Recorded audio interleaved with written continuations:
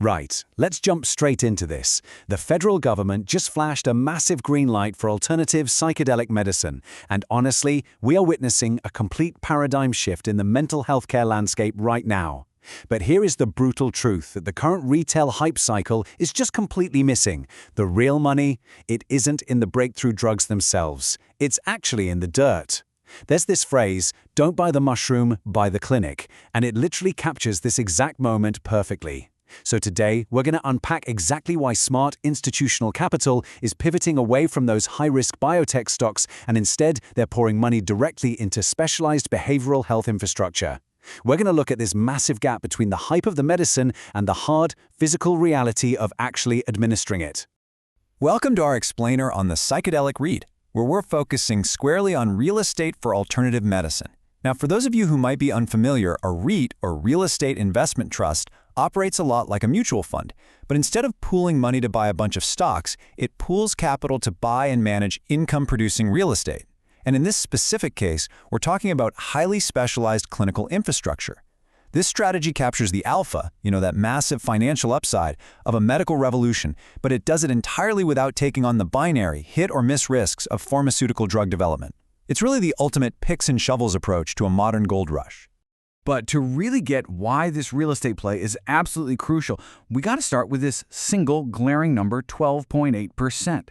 Historically speaking, out of thousands of compounds evaluated in the 21st century, only 12.8% actually make it from the start of clinical trials all the way to FDA marketing approval.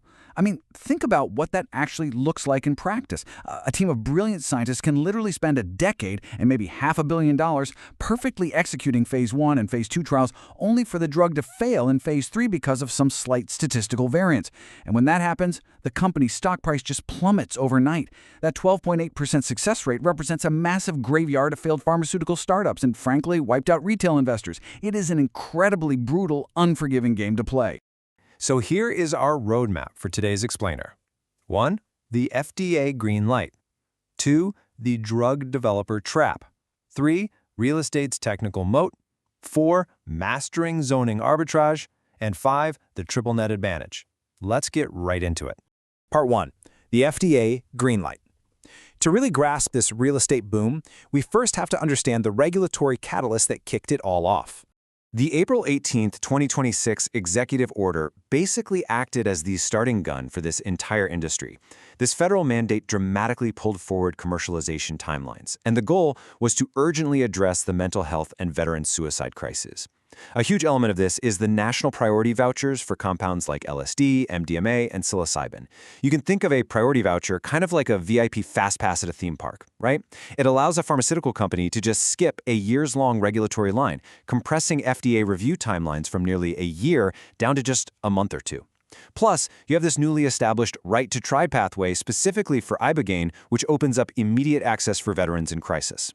So combined with triggers for immediate DEA rescheduling upon phase 3 completion, this legislation has created a frantic scramble.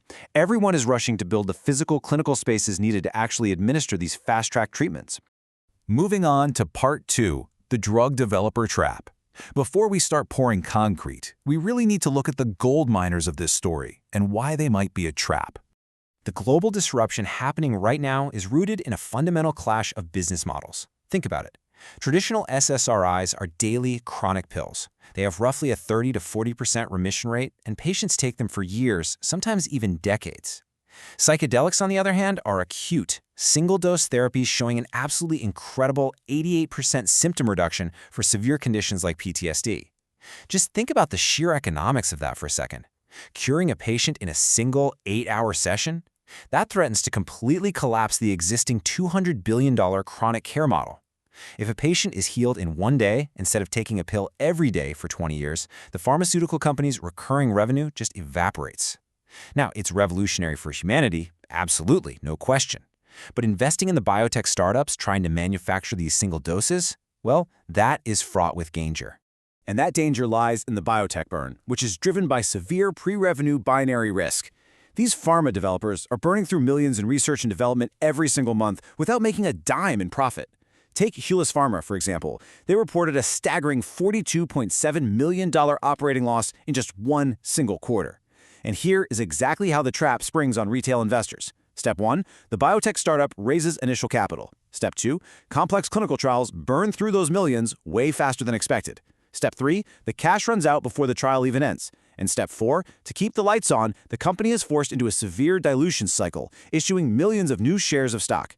This massively dilutes the ownership percentage of early retail shareholders, often just crushing their portfolio value to pennies on the dollar. Honestly, these stocks are, for all practical purposes, lottery tickets. So it begs the crucial question, right? How do we invest in this behavioral health revolution without taking on the binary risk of a failed clinical drug trial? How do we capture the massive upside of an 88% remission rate without watching our capital literally burn up in a laboratory? That brings us to Part 3, Real Estate's Technical Mode. This is the predictable, high-yield infrastructure play of this whole boom. The core legal bottleneck of this entire revolution comes down to two very specific words: supervised administration. Unlike standard psychiatric meds that you just pick up at a pharmacy and swallow at home, psychedelic therapies legally require a highly specialized medical setting. Federal guidelines dictate that patients have to undergo 6 to 8 hour medical sessions requiring continuous, in-person therapist support. Let's put that in perspective for a second. A standard primary care physician or talk therapist might cycle through 20 to 30 patients a day in little 15-minute increments. But with supervised administration, a single clinical room might only accommodate one patient per day. This creates a massive, unprecedented physical bottleneck. Traditional therapy offices simply do not have the square footage, the soundproofing, or the layout to handle this. We are looking at a critical, legally mandated shortage of compliant clinical space across the entire country. And the complexity goes way beyond just needing a bigger room. It requires extreme physical security. Because these clinics handle Schedule 1 and 2 substances, they must adhere to some seriously draconian DEA compliance standards. We're talking about installing 8-inch reinforced concrete vaults wrapped in steel rod mesh. We're talking about anchoring 750-plus pound safes directly into the structural foundation of the building and implementing 24/7 central station monitoring systems. They are essentially building bank vaults for medicine. And this creates an invisible, highly technical moat. Generalist real estate developers simply won't touch this level of complexity. But if you own a facility that's already hardened to these extreme federal standards, you secure an incredibly sticky tenant. I mean, imagine a medical clinic trying to relocate just to save a few bucks on rent. They can't exactly pack up an 8-inch thick reinforced concrete vault and load it into a moving truck, right? Once they are in, they are anchored, literally. Part 4, Mastering Zoning Arbitrage. Because even if you have the capital to build the concrete vault, you still have to navigate the local laws to find the dirt where it's actually legal. So, what is zoning arbitrage? It's basically the strategy of identifying properties where regulatory nuances, specific local ordinances, or grandfathered special permits unlock massive hidden value that the broader market has just completely overlooked. It's kind of like finding a highly profitable needle in a massive legal haystack. And this is exactly the strategy institutional capital utilizes to secure those extremely rare properties that legally qualify to host these restricted clinical treatments. The legal restrictions governing where these clinics can even exist are fierce. In pioneering markets like Oregon and Colorado, local governments have implemented mandatory 1,000-foot school and daycare buffers. You've got geographic county opt-outs, where entire regions just refuse to participate, plus strict minimum square footage requirements. Basalt, Colorado is a textbook example of this. Local zoning laws there dictated that eligible natural medical centers could only operate in commercial buildings boasting over 5,000 square feet of contiguous space. When developers layered those strict 1,000-foot school buffers over a map of the town, it eliminated almost everything. It narrowed the eligible properties down to just 1 or 2 legal buildings in the entire municipality. Think about the pricing power that gives a landlord. When you own the absolute only legally compliant building in a tri-county area, your ability to negotiate premium rent is virtually absolute. You basically hold a government-mandated monopoly on that real estate. Finally, Part 5, the triple net advantage. Let's look at how this all builds into an unstoppable financial engine for investors. The absolute financial secret weapon of specialized clinical real estate is the triple net lease, often abbreviated as NNN. In this lease structure, the tenant agrees to pay absolutely all property operating expenses, property taxes, building insurance, and all structural maintenance on top of their monthly base rent. Let's say that heavy-duty HVAC system required to ventilate those concrete vaults breaks down during a massive heat wave at 2 in the morning. Or say the specialized insurance premiums for housing-controlled substances suddenly skyrocket. Guess what? The landlord doesn't get a late-night phone call, and the landlord definitely doesn't absorb the cost. The clinic is entirely responsible for the fix and the bill. The landlord simply collects highly predictable, truly passive cash flow that's heavily protected against inflation and locked in for 10 to 25-year lease terms. It's a beautiful thing. Let's really contrast the fundamental differences here, because this is where the genius of the real estate model truly shines. Think of this entirely new industry kind of like a massive casino. The drug developers? They're the gamblers playing the roulette tables. They take huge binary risks. They burn millions in cash chasing a jackpot, and 80 to 90% of the time they zero out and go bankrupt. The clinical real estate REIT, on the other hand, is the house. And the house doesn't care which specific gambler hits the jackpot.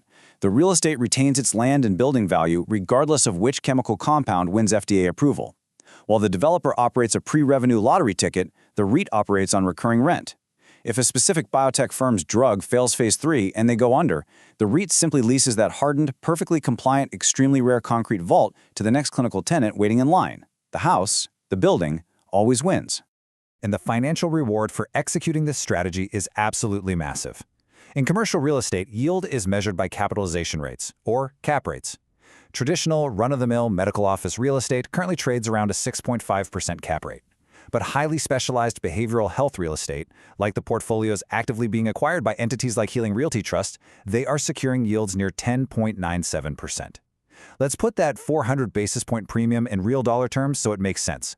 If a fund deploys $10 million into standard medical offices, they might see about $650,000 in annual income. But that same $10 million deployed into this specialized infrastructure, that's generating nearly $1.1 million.